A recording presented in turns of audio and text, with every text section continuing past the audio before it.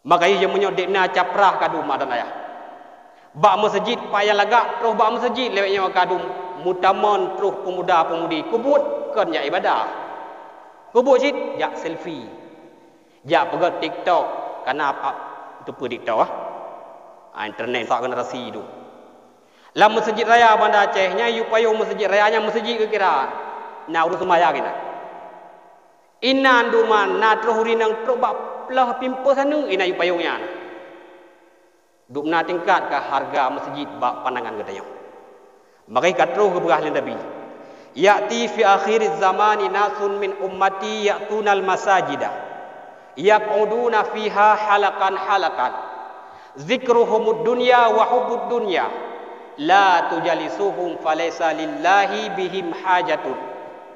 Akan datang pada akhir zaman manusia dari umatku. Mereka mendatangi masjid. Mereka duduk dalam masjid berkelompok-kelompok. Untuk apa?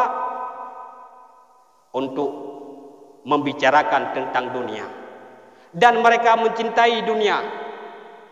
La tujalisuhum falaysa lillahi bihim hajatun. Maka jangan duduk bersama mereka karena mereka tidak dibutuhkan oleh Allah. Katruh lagi ke Nabi.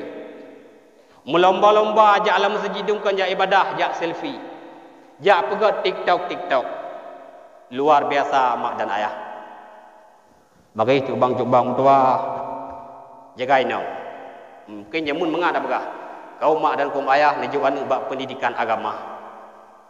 Kau mak dan kaum ayah ni jaga anu iaitu baik di Madinah. Jamun mungkin lagi yang dakwah. Lebihnya pihak tamak. Hai cubang-cubang tua jagalah istri-istrimu dari gangguan TikTok. Sebab dalam TikToknya waktu tak buka orang kelum kahwin tu main TikTok. Karena anu limang bawah siapa? Nisi ke buka TikToknya waktu tak kalanan cit leu dengan Aceh tidak tahu orang Jawa. Puinang peragam luar biasa goyang dengan mak dan ayah. Dia orang luar biasa. Singa mati tu video ni di nonton legop dukna dosa mengalir ke tanya. Jut ke dosa jariahnya bagi tanya. Mari pakai iaitu internet gagal lah. Misalnya kita tanya tu rekam video pidato tu tak apa internet. Anam salah jut ke amal jariah tanya. Nah nasihat yang gagal sekalipun tanya kedengku sekalipun tanya hana dia abut. Ya ustaz, nah nasihat yang jut di amal legop. Rekam di upai you baba internet anam masalah.